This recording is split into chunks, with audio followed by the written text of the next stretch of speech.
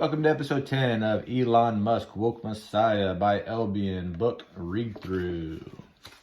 We left off on this page, and this page starts with a poem entitled Perception.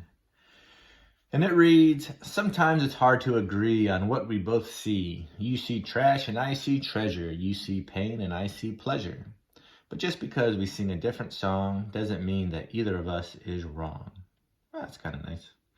We are very complex and different humans. I think it's just saying maybe focus on what we have in common as opposed to what we have different, or the differences we have. Next, we have an Albion blurb from 2067 that reads, I have traveled the world over searching for hidden truth. I have seen people and places I will never forget. The earth offers a full spectrum of spectacular wonders. Truth is not hidden, but alive in every corner. Truth is plain and unassuming. Truth is childish and simple. Truth can be seen from afar, devoid of details. You do not need to travel to find your truth. You need only to change the way you see things. Wise men change their views, not necessarily their location for truth. I think probably traveling is a good way to adjust your perspective, but not necessarily needed, possibly. And then in bold it reads, truth is childish and simple. Below that is the Elon Musk quote that reads, my biggest mistake is probably weighing too much on someone's talent and not someone's personality. I think it matters whether someone has a good heart. Elon Musk. Next page, the heading is On Mars. And it says, there is a direct democracy because a representative democracy is too easy to manipulate. Hundreds of years ago, a direct democracy may not have been logistically possible for a large nation, but with the technology of today, a direct democracy is extremely feasible. And if I understand it correctly, I think a direct democracy is just people voting on things directly as opposed to having like representatives that they kind of vote for and hand off that voting power to. But yeah, you could see how when you have less people involved in the decision making, how that could be easier to manipulate or lobby for a specific decision. So it sounds like on Mars they're fixing that. Sounds like a good change. Next we have an Albion blurb from 2058 that reads, why do we care so much about our own legacy? How we affect time apart from our own mortal life? Why do we care where we came from, our history? Is our past really ours? Can we really take ownership? Why do we care that we are remembered after death?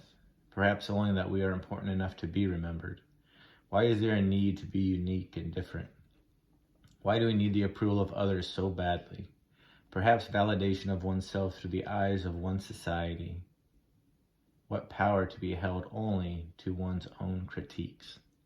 And in bold it reads, why do we care so much about the approval of others? It's a conversation in and of itself. Below that it reads, hey Elon, where do you see the boring company in 50 years? What other problems could it solve other than traffic congestion?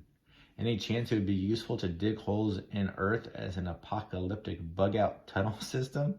Or on Mars to shield us from extreme temperatures and weather? Interesting.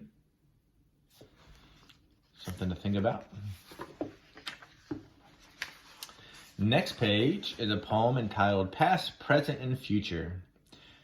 It reads, the future and the present used to be names for the past. The present used to be the future and will be history fast.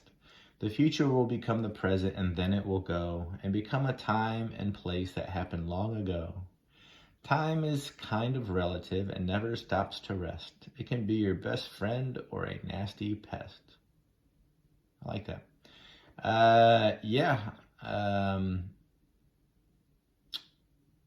Time is an interesting thing. And I think we all probably treat it a little differently. A lot of us spend more time in the present. A lot of us spend time more time than others thinking about the past, reliving the past, regretting the past, while others maybe spend more time thinking about the future, hoping for the future, fearing the future. We got a short LBN blurb from 2059 that reads, "The land was majestic and beautiful, nature's masterpiece.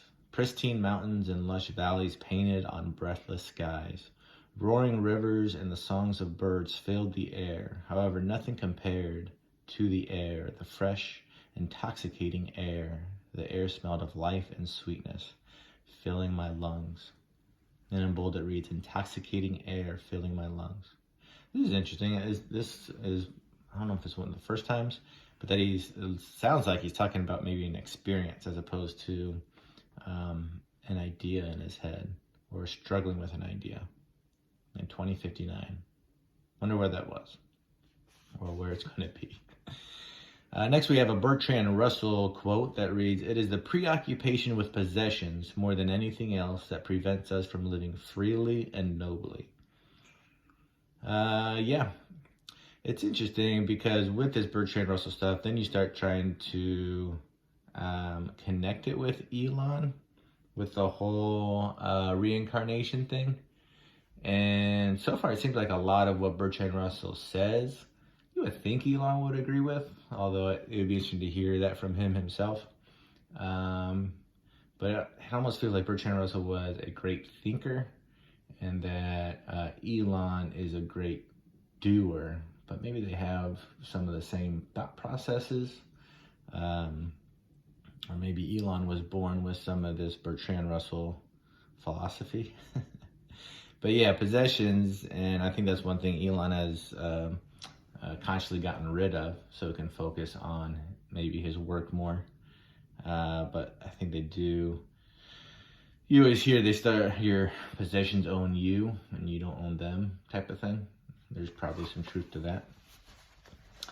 Next page reads a heading that says, "Answer me this," and it says, "How long have we relied on reason? How long have we relied on emotion? Which is more evolved? Which is more accurate? Do they contradict each other?" Yeah, we're definitely emotional and rational beings, or reasonable beings. They definitely are both a part of us. I think some of us lean one way or the other, more so maybe.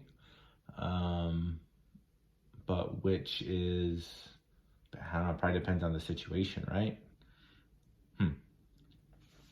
Then we have the Albion blurb from 2063 that reads, "All I did was read. Words became my very sustenance. Books were my only furniture, novels my only decorations. Knowledge was my only lonely pursuit, truth of any kind. I learned from the greatest minds, they molded my perspective. I lived bravely through great heroes past, their courage inspiring. I loved intensely through the greatest romantics of all time.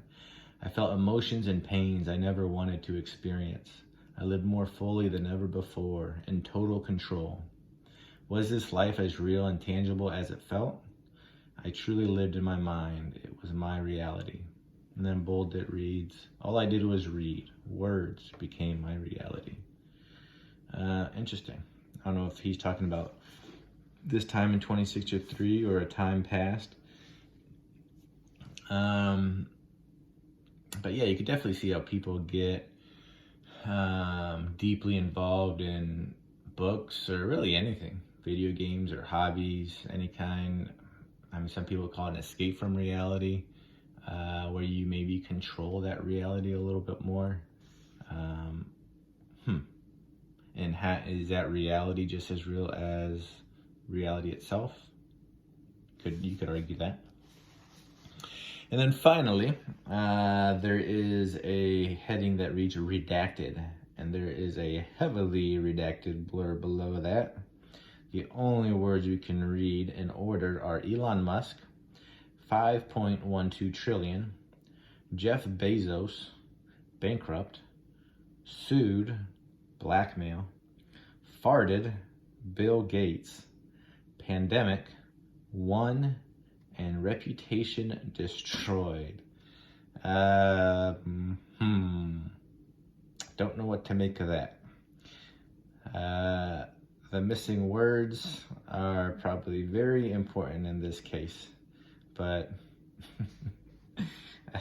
I think the author probably purposely left them blank to let our mind wander, maybe.